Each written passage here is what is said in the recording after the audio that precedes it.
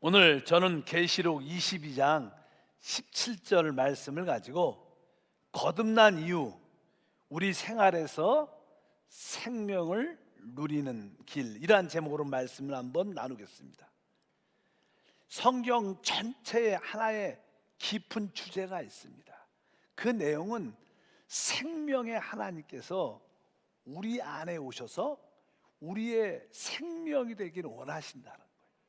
이것이 창세기부터 계시록까지의 일괄적으로 계속 우리에게 말씀하신 핵심적인 내용입니다. 그러려면 그 생명이신 삼위일체 하나님께서 우리 안에 들어오셔야 우리의 생명과 인격이 될 수 있습니다. 그래서 그분이 이제 먼저 성경은 신약 안에서 그분이 우리 안에 들어오시는 그런 과정을 설명을 하죠. 그 과정의 첫 번째가 말씀이셨던 그 하나님께서 육신을 입고 사람으로 오셨다고 말씀을 합니다.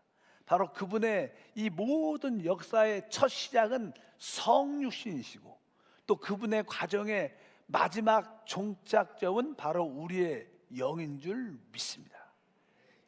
일단 그분께서 성육신 하셔서 이 땅에서 인생을 사실 뿐만 아니라 이제 마지막에 십자가에 못 박히심으로 돌아가시죠.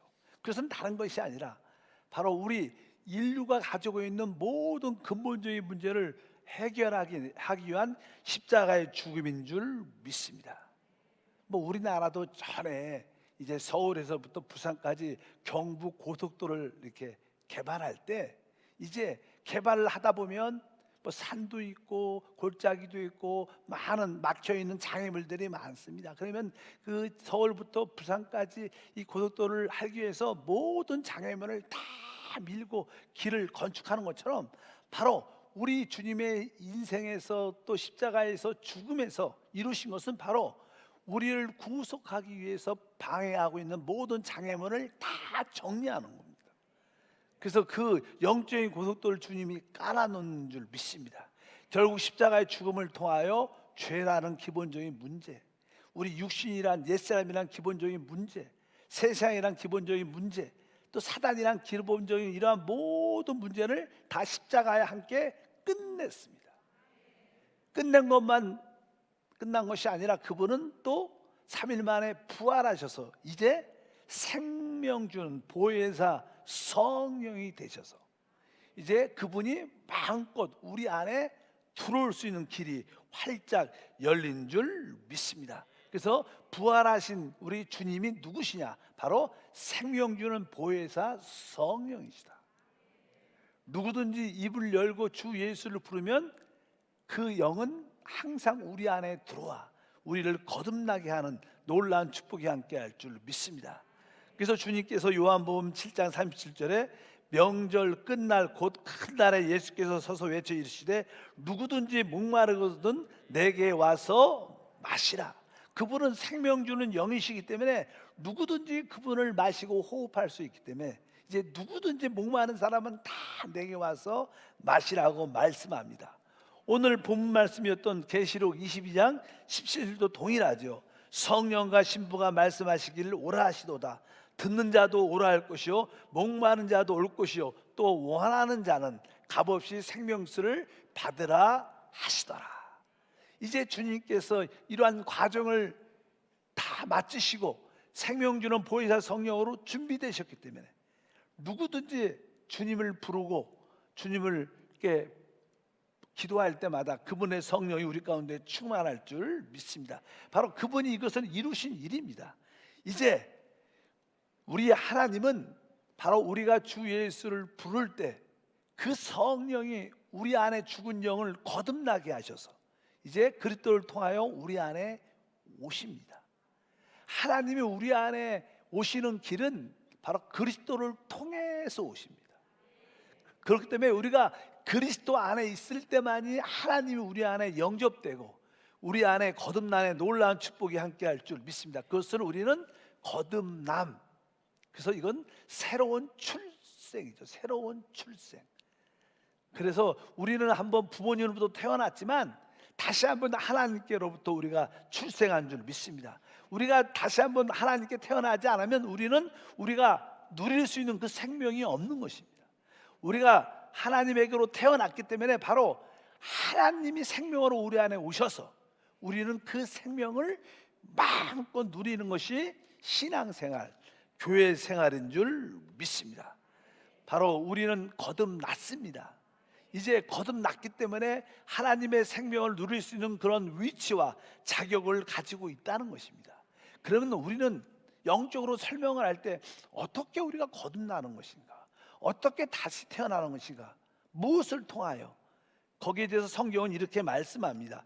베드로전서 1장 23절에 말씀하죠. 너희가 거듭난 것은 썩어질 씨로 된 것이 아니요 썩지 아니할 씨로 된 것이니 살아있고 항상 있는 하나님 말씀으로 되었느니라. 여기 보니까 살아있고 항상 있는 하나님 말씀으로 우리가 거듭났다는 거예요.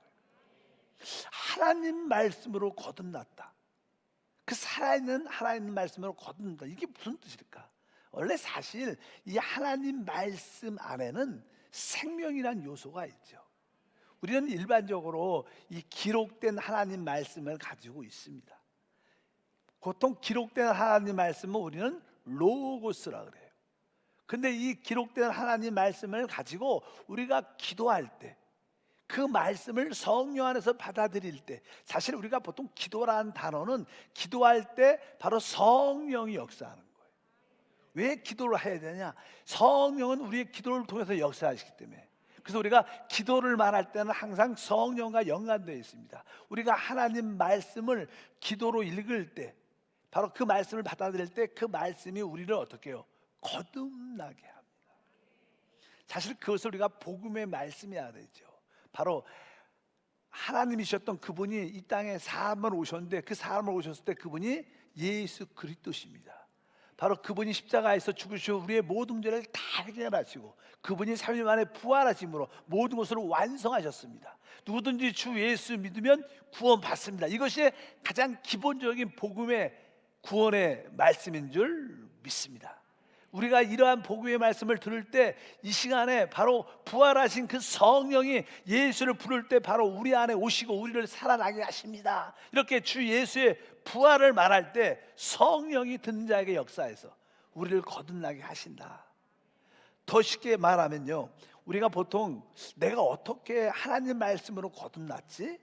이렇게 질문할까? 내가 거듭났을 때, 내가 구원받았을 때 내가 하나님 말씀을 받았었나? 이런 생각을 할 수도 있습니다.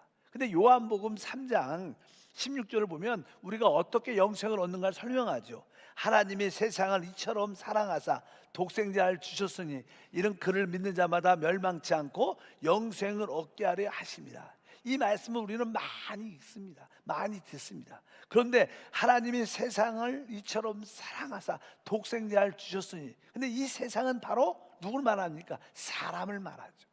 이 세상은 바로 여러분 자신을 말합니다. 하나님이 나 양명초를 사랑해서 독생자를 주셨으니.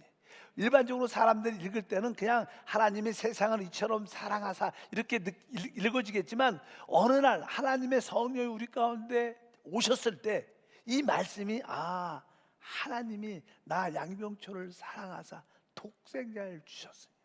또 자꾸만 여러분들이 그렇게 믿음으로 고백을 해보십시오. 기도하면서 하나님이 나 양명초를 사랑하사 아멘, 하나님이 나 양명초를 사랑하사 독생자를 주셨으니 이는 그를 믿는 자보다 멸망하지 아니하고 영생을 얻게 하람이라. 어느 순간에 하나님이 나 양명초를 사랑해서 그 아들을 주신 것이구나. 하나님이 세상의 모든 사람이 아니라 나를 위해서 독생자를 주신 거야. 그럴 때 그 말씀이 바로 우리에게 살아있는 말씀이 돼서 우리를 성령으로 거듭나게 한다. 여러분들이 모든 말씀은 이런 자세로 읽어야 되는 거예요.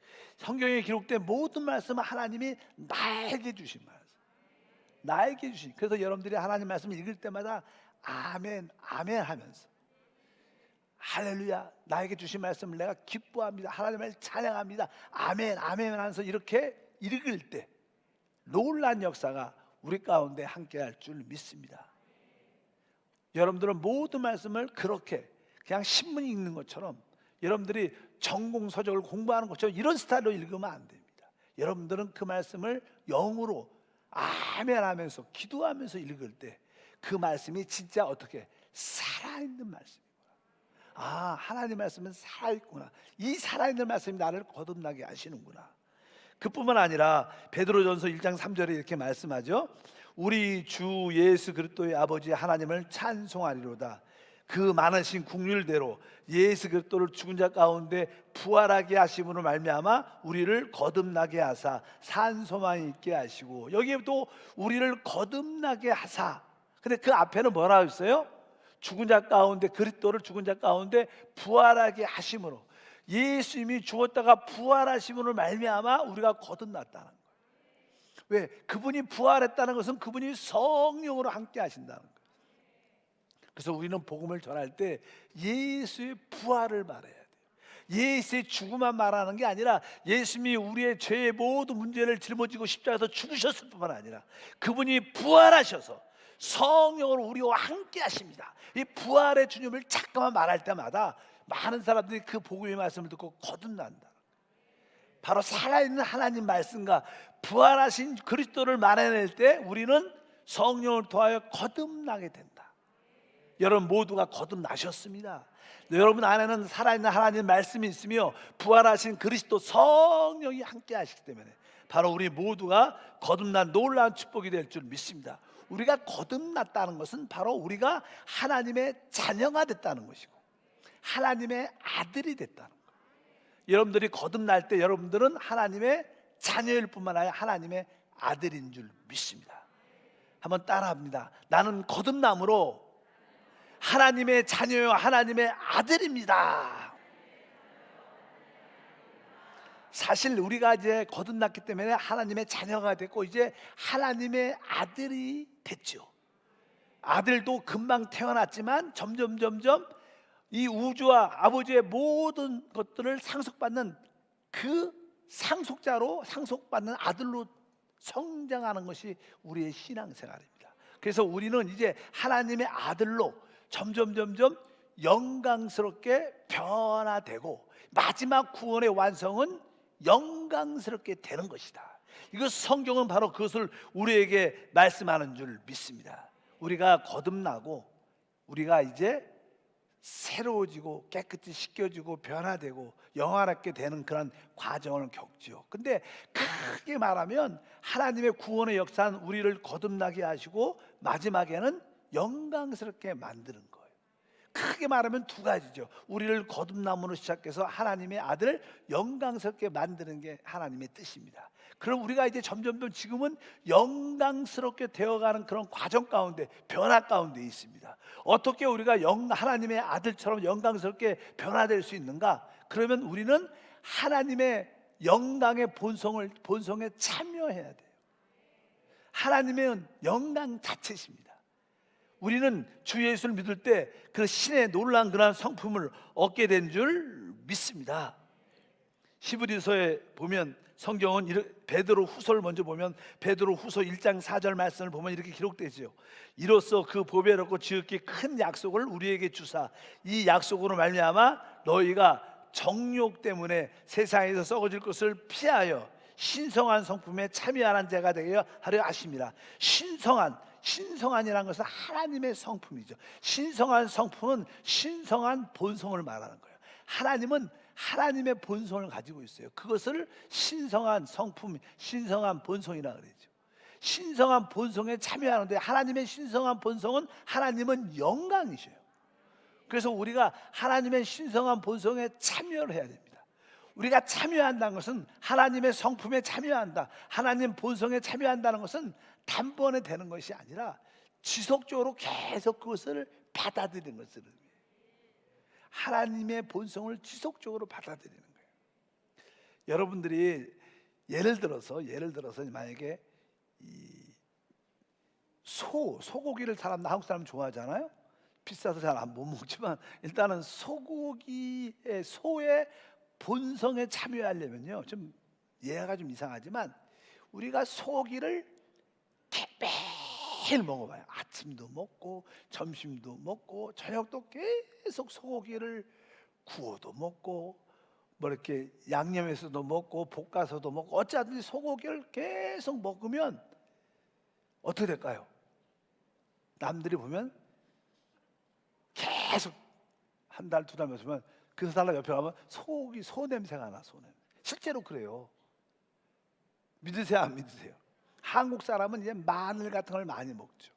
그래서 이 한국 사람들의 모든 음식에는 마늘이 많아요. 우리는 서로 이렇게 마늘에 중독해야 하기 때문에 서로 마늘 냄새를 잘 못 느끼는데, 특별히 금방 먹을 때만 느끼는데, 왜 마늘 안 먹었는데도 외국에 나가고 딱 보면 마늘 냄새가 난다고 그래. 한국 사람들. 왜? 우리는 이렇게 마늘 화돼서 한국 음식이 마늘이 많기 때문에. 마찬가지로 하나님의 신성한 본성은 바로 성령이시죠.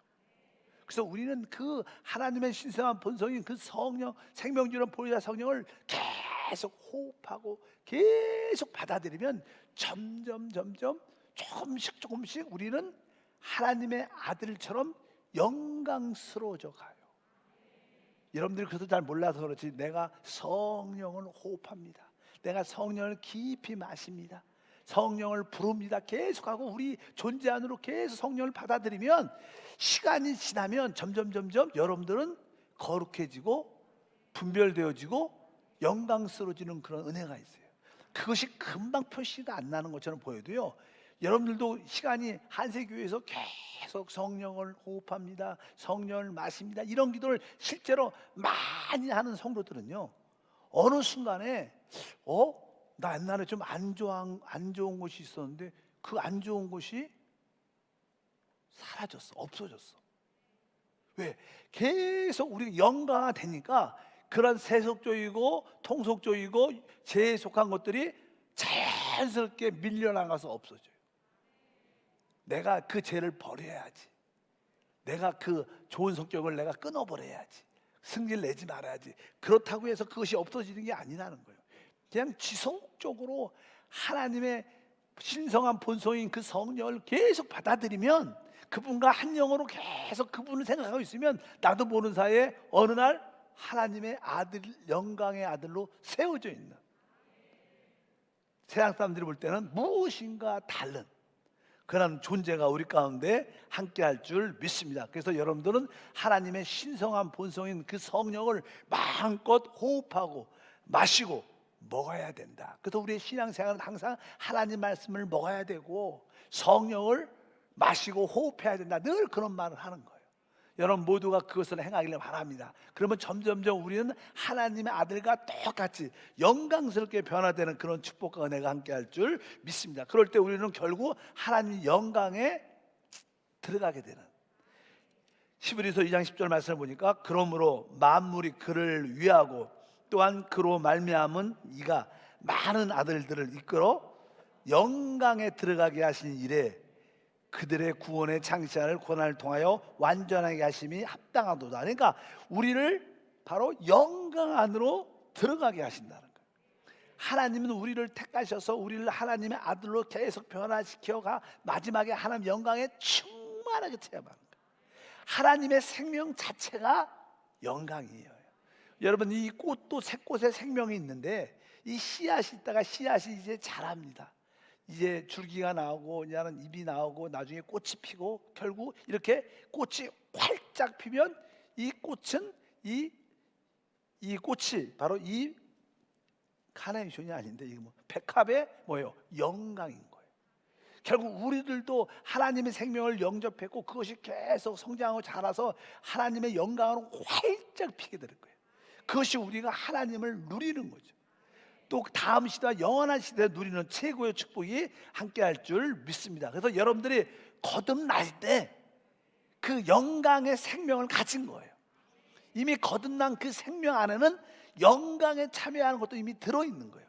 이 꽃씨 안에 이 꽃의 아름다움의 영광이 이미 포함되어 있는 것처럼 여러분들이 하나님의 영원한 생명을 가지고 거듭났을 때 여러분들은 하나님의 아들의 영광에 참여함이 이미 포함되어 있는 거예요. 다만 우리가 지금 그 과정 가운데 있어 보입니다. 여러분 거듭나셨습니다. 그 뜻은 곧 내가 하나님의 영광에 참여하고 있다는 거예요. 결국 우리는 그 영광을 참여하게 될 줄 믿습니다. 그러면 이제 하나님의 생명이 우리가 거듭남으로 우리 안에 오셨죠. 그 현세, 우리는 지금 현세 살고 있어요. 그리고 다음 내세가 있고 그 다음에 영세가 있어요. 우리의 신앙생활은 현세에서도 하나님의 생명을 누리는 것이고, 내세에서도 하나님의 생명을 누리는 것이고, 영세에서도 하나님의 생명을 마음껏 우리의 생명으로 취하는 겁니다. 아까 말씀드렸습니다. 성경의 일괄적인 주제, 일괄적으로 무엇을 말하고 있냐? 하나님이 우리 생명이 되셔서 우리가 그 생명을 마음껏 누리게 하는 게 하나님의 뜻이라는 거예요. 그러면 이 땅에서는 우리가 어떻게 그 하나님의 생명을 누리는가? 바로 우리는 거듭났기 때문에 바로 하나님의 생명 그리스도를 우리 영 안에 지금 모시고 있어요. 다시 한번 믿으시면 크게 아멘 하겠습니다. 그리스도가 우리 영 안에 실제로 지금 계십니다. 현세에서는 어떻게 생명이신 그리스도를 우리 영 안에서 누리는 거예요. 우리는 바로 내가 사는 게 아니라 내 안에 그분이 사는 겁니다. 우리가 너무나 잘 아는 갈라디아서 2장 20절, 내가 그리스도와 함께 십자가에 못 박혔나니 그런즉 이제는 내가 사는 것이 아니요 오직 내 안에 그리스도께서 사시는 것이다. 바로 그리스도가 거듭날 때, 바로 우리가 거듭날 때 그리스도가 우리 영 안에 들어와 계신 줄 믿습니다. 그래서 이 디모데후서 4장 22절은 이렇게 말합니다. 나는 주께서 내 심령에 함께 계시길 바라노니 은혜가 너희와 함께 있을지어다. 이 의미는 우리가 사실 주 예수를 믿으면 우리 영 안에 그 그리스도가 오시죠. 근데 그 내 영 안에, 거듭난 영 안에 그리스도가 오셨는데 그 오신 주님을 느끼는 분이 있고요, 계시지만 느끼지 않는 분이 있어요. 그렇잖아요. 하나님은 우리 안에 오셨기 때문에 세상 끝날까지 영원히 떠나지 않아요. 뭐 우리가 조금 잘못했다고 야 기분이 나빠서 나가겠다 그러지 않아요. 그분은 한번 들어오셨기 때문에 나가지 않습니다. 다만 종종 그분이 섭섭하시면 말씀을 안 하죠. 침묵하지 않아서. 그러니까 아무리 불러도 대답이 없는 그대 이름이요, 그러니까 이게 텅 빈 마음을 갖는 거예요. 그분이 떠나질 않습니다. 그러나 그분은 침묵은 하시죠. 근데 여기에 나는 주께서 내 심령에 함께 계시기를 바란다, 이것은 이 사도 바울이 디모데에게 너는 항상 영 안에 그리스도와 계심을 느껴야 된다는 거예요. 함께하고 있다는 느끼는 게 신앙생활이라는 거예요. 근데 우리는 종종 그분을 느끼지 못할 때가 많죠. 어찌하든지 오늘 말씀처럼 우리 한세 모든 성도들이 영 안에 그리스도가 함께 계심을 항상 느끼길 주임으로 축복합니다. 현세 이 시대에서는 그러한 삶을 사는 것이 우리의 신앙인 줄 믿습니다. 그런데 바로 우리 영 안에 계신 그리스도를 사는 게 이 땅에서의 예수를 누리는 겁니다. 근데 사람은 이 영 안에 대한 체험이 약하고 또 늘 자기 육신대로 자기 생각대로 사람들이 많죠. 그래서 사람들은 일반적으로 자기 생각과 감정과 의지, 자기 어떤 선호, 자기 기호, 내가 좋아하는 대로 살죠. 내 생각대로 살죠. 내 감정대로 살죠.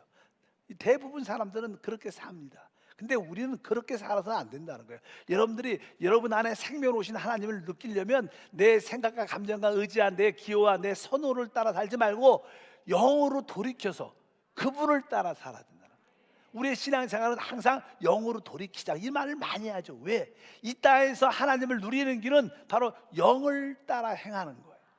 영으로 돌이키는 것입니다. 그곳에 누가? 우리의 생명이신 그리스도가 계시기 때문에. 그래서 신약에서 신학생활은 다른 것이 아니라 항상 영으로 돌이키는 것이다. 영으로 돌이키는 것을 잠깐만 잃어버리니까 우리가 순간순간 주 예수 이 말을 부르는, 주님을 부르는 거예요. 그럴 때마다 또 생각 하나 있었구나. 영으로 돌이켜야지. 주 예수 할 때마다 주여 영으로 돌이킵니다. 이것이 가로 열고 가로 닫고 써 있는 거예요. 여러분들이 주 예수 하면 뭐라고 써 있어요? 주여 영으로 돌이킵니다. 이 말이 써 있는 거예요. 여러분들 그래서 주여 영으로 돌이킵니다 이렇게 말해도 되겠지만 아주 간단하게 주 예수 그 말할 때마다 주여 영 안에 계신 주님께 돌이킵니다. 그럴 때 그분을 우리가 체험하고 누려줄 은혜와 축복이 함께할 줄 믿습니다. 우리는 종종 감정적으로 상처를 받을 때가 있어요. 우리는 우리에게 상처 준 어떤 사람과 이게 보기를 싫어하죠. 그러면 늘 생각 속에 감정 속에 난 저 사람 진짜 싫어. 난 저 사람 진짜 보기도 싫어. 말도 하고 싫어. 자꾸만 우리 감정이 상하기 때문에 그 사람의 생각이 나고 그 사람을 미워하는 마음이, 싫어하는 마음이 잠깐만 생깁니다. 그럴 때 이것은 여러분들의 그 감정, 생각 안에 있는 거예요. 우리는 이럴 때 어떻게 해야 돼? 이러면 안 되는데, 내가 나쁜 생각하지면 안 되는데, 이렇게 해서 안 된다. 여러분들이 그냥 이 감정 안에서 뭐로? 영으로 돌이켜야 돼. 주 예수. 자꾸만 영으로 돌이킬 때 이러한 모든 쓴 감정도 이길 수 있는 은혜가 있다. 여러분들이 그렇게 이기를 축복합니다. 여러분들이 버리려고 하지 말고, 그런 감정을 접으려고 하지 말고, 그냥 영으로 돌이키는 기도를 하면 결국 그 안에 있는 생명의 능력이 함께할 줄 믿습니다. 또 우리가 이 땅에서는요, 우리 모든 지체들, 우리 모든 성도들은 다 그리스도 몸의 같은 지체들이, 우리는 그리스도의 몸이, 교회는 그리스도의 몸으로서 우리는 각자의 지체들이기 때문에 우리가 한 몸이구나 하는 것을 여러분들이 아셔야 돼요. 골로새서 3장 10절에 말씀합니다. 새 사람을 입었으니 이는 자기를 창조하신 이의 형상을 따라 지식에까지 새롭게 하심을 입은 자지라. 우리는 새 사람을 입었습니다. 주 예수를 거듭날 때 새 사람이 무엇이냐? 바로 예수 그리스도가 머리시고 우리는 그의 몸이 된 그 새 사람을 말하는 거예요. 우리는 그 몸의 모든 지체들인 것을 여러분들이 분명히 알아야 됩니다. 그래서 뒤에 그 11절에 연이어서 읽어보니까 거기에는 헬라인이나 유대인이나 할레파나 무할레파나 야만인이나 수구디안이나 종이나 자유인이 차별이 있을 수 없나니 오직 그리스도는 만유시고 만유 안에 계신다. 이제 여러분들이 모든 믿는 자들과 이 모든 관계에서 우리는 그리스도의 몸의 각 지체다. 아, 나는 한국 사람이야, 나는 서울 사람이야, 나는 뭐 부산 사람이야, 이런 것이 없다는 거예요. 나는 무슨 가문이야, 이런 것이 없어. 우리 그리스도 안에서는 이런 것이 다 의미가, 우리는 단 그리스도 몸의 각 지체고, 바로 그것이 바로 새 사람이다. 그러니까 교회 안에서 우리 신앙생활에서는 자꾸만 자기의 어떠한 신분을 말하고 자기 지위를 말하고 이런 것은 세상적인 것이 참된 신앙이 아니라는 거예요. 여러분들이 나는 우파다 좌파다, 이것도 가치가 없는 거예요. 의미가 없는. 교회 안에서는 그런 게 아니에요. 우리는 다 새 사람의 그리스도의 몸의 지체인 줄 믿습니다. 우리는 모든 인종과 국가를 초월한 거예요. 내가 한국 사람이다, 그것도 그 가치가 없는 거예요. 저는 그런 얘기를 많이 안 하는. 난 내가 한국 사람이다, 난 예수의 사람이지 한국 사람 그런 걸 강조하고 싶지 않아. 나는 뭐 무슨 사람이다, 이런 것도 중요하지 않은 거예요. 오늘 그 말씀입니다. 오직 그리스도만 모든 것이다. 바로 그리스도가 바로 나와 하나시고, 그분이 바로 나의 입교이시고, 그분이 나의 머리시고 나의 몸도 되시는 그리스도가 모든 것이 되신다. 바로 이것이 현세에서 여러분들의 신앙생활에서 맞아, 그리스도가 모든 것이지, 그렇게 아시기를 바랍니다. 그러니까 그리스도가 새 사람이기 때문에, 내가 그 새 사람 안에 있기 때문에 나에 대한 느낌을 지워야 되는 거예요. 나 양명추에 대해서 내 개인적인 감정, 내 취미, 이것이 중요하지 않다는 거예요. 우리에게 중요한 것은 만유신 그리스도가 중요하다는 거예요. 그럴 때 우리는 우리 안에 계신 하나님을 진짜로 최고로 누리는 삶을 갖게 될 줄 믿습니다. 그리고 나서 이 시대는 항상 내 안에 계신, 생명으로 와 계신 그리스도를 사는 것이, 또 우리 모든 지체들과 새 삶으로 한 몸인 것을 깨닫고, 그것이 바로 그리스도라는 것을 깨닫고 나갈 때 우리는 역사를 누린다는 거예요. 그러면 이 시대는 그렇게 사는 것이다. 다음 시대는 어떻습니까? 다음 시대는 다른 것이 아닙니다. 이제 여러분 안에 생명으로 오신 주님이 계셔요, 안에. 그래서 그분을 생명으로 누리지만 이 생명이 점점점 성장해서 우리 영 안에서 그분이 나중에 밖으로 확 나타나죠. 하늘 보좌에서 주님이 이 땅에 또 오십니다. 하늘 보좌에서 이 땅에 주님의 나라를 세우러 오실 뿐만 아니라 우리 주님은 이 양면에서 오셔요. 하늘 보좌에서도 오시고, 또 어디? 우리 영 안에도 계시니까 영 안에서 영광을 우리 안에서 빛을 발하면서 쫙 나타나죠. 그럼 이 세상이 그리스도의 왕국이 되는 거예요. 하나님의 생명으로 충만하다. 그럴 때 우리는 그 다음 시대에 주님과 함께 하나님의 생명을 최고로 누리는, 여러분들도 인생을 살다 보면요, 육신적인 건강으로 말해서, 영적인 건강, 육신적인 건강으로 말해서 몸의 컨디션이 가장 좋을 때가 있어. 진짜 몸도 가볍고 자유하고 건강하고, 진짜 이렇게 날아다닐 거, 몸도 너무나 몸 상태가 가장 좋아서 무엇을 해도 막 좋을 때가 있어. 최고의 몸의 상태가, 컨디션이 좋을 때가 있어. 그럴 때는 육신의 몸이 가장 해방과 자유를 얻는 거예요. 어느 때는 일어나는데 몸이 퍽쩍 얼마니 몸무게가 천근만근 이 지구를 짊어진 것처럼 푹 힘들어요. 근데 진짜 건강할 때 마찬가지로 생명도 영적인 생명 하나님의 생명도 다음 시대에 가면요 그냥 그리스도의 생명으로 충만한 나라가 돼요. 이 땅에 그분의 나라가 세우죠. 그때 우리 이기는 자들은 그리스도와 하나이기 때문에 최고의 생명을 누리죠. 최고의 생명을 누릴 뿐만 아니라 그분과 함께 공동 왕이 돼서 이 우주와 이 땅을 통치하고 다스리는 최고의 생명, 가장 행복하고 가장 누름 있고 가장 자유하고 그런 축복을 갖게 되는 게 그분을 생명으로 누리는 역사라는 거예요. 바로 다음 시대는 바로 우리가 그렇게 하나님을 최고도로, 지금은 우리 안에서 하나님을 생명을 부분적으로 누리고 있어요. 그러나 다음 시대는 천년왕국 때는 우리가 주님을 어떻게 최고로 누리라. 이것이 진짜 축복 중에 축복이죠. 이 땅에서 여러분들이 최고의 영광을 누린 적이 있다면 그 다음 시대에 누리는 최고의 축복에 대해서 진짜 껌딱지도 안 돼. 실제로 여기서 세상에서 누렸던 누가 뭘 누렸어? 그래도 이 세상에서 가장 최고를 누렸던 사람 중에 한 사람은 솔로몬이겠죠. 솔로몬.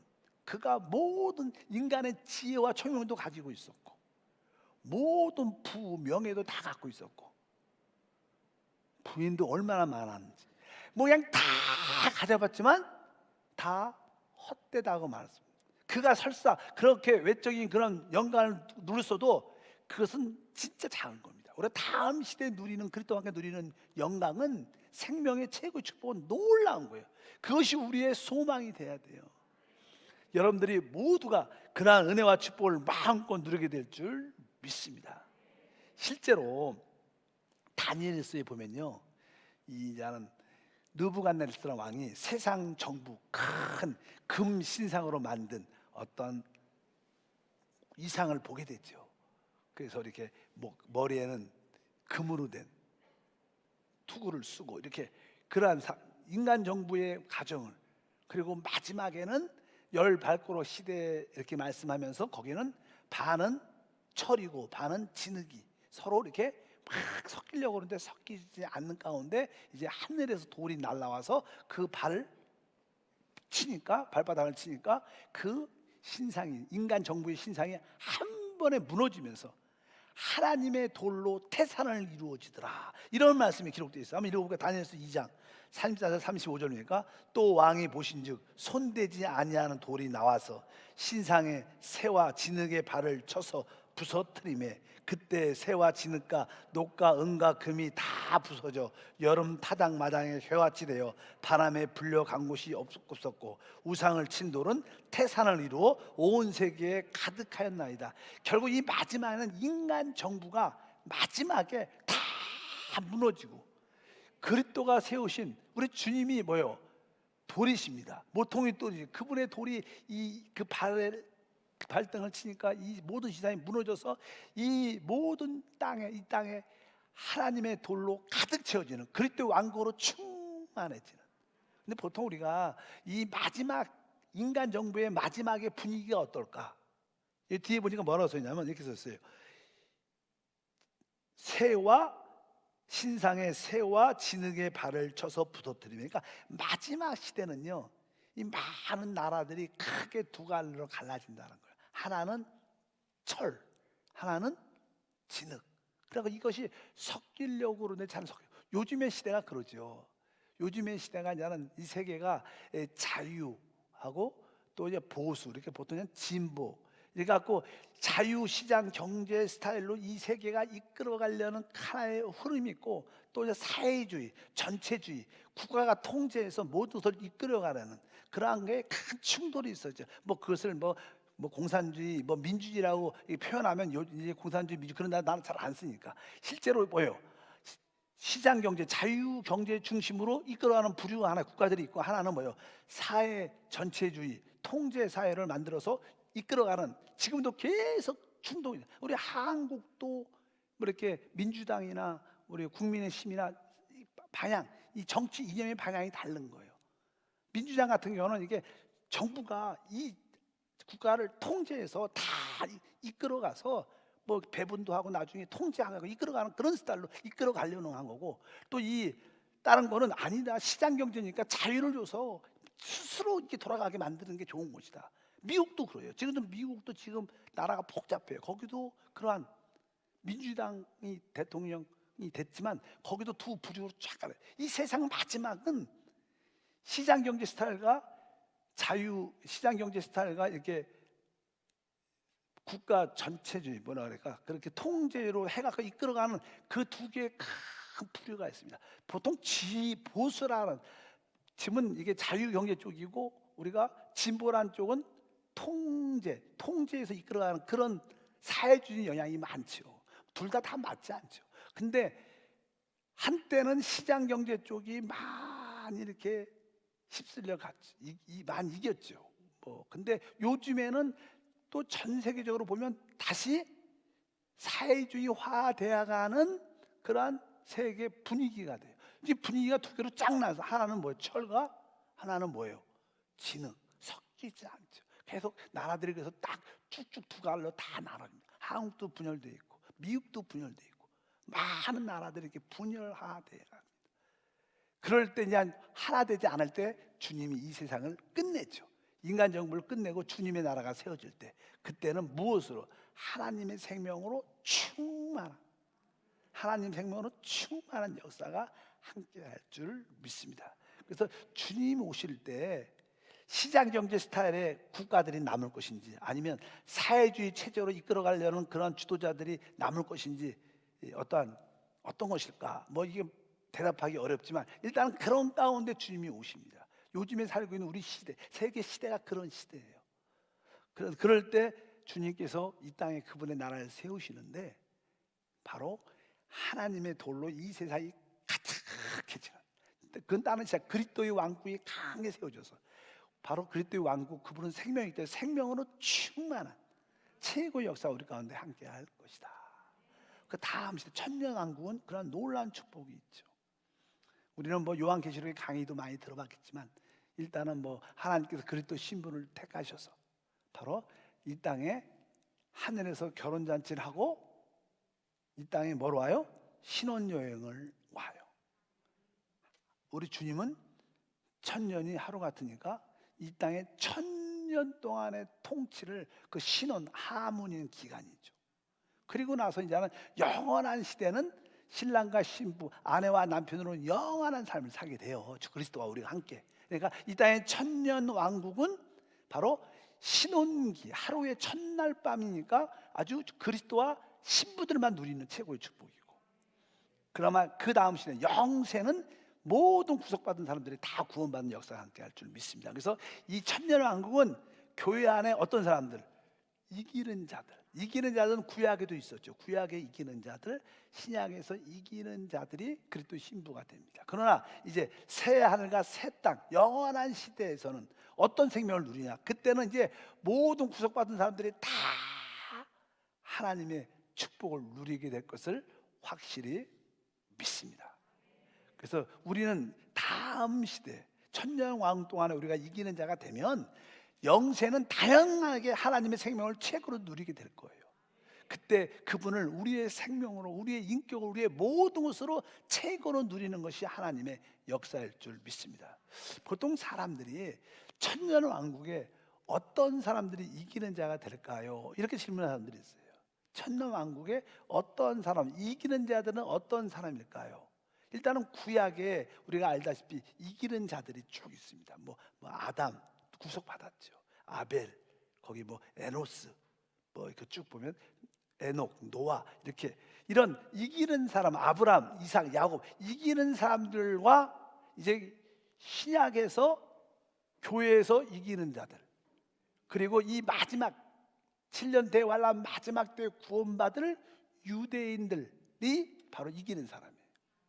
이미 지금 유대인들은 하나님 주님 그리스도를 버렸기 때문에 그들은 이긴 자가 될 수가 있지 않아요. 그러나 주님이 다시 오실 때, 이 땅에 재림하실 때 마지막 남은 자 이스라엘이 구원받습니다.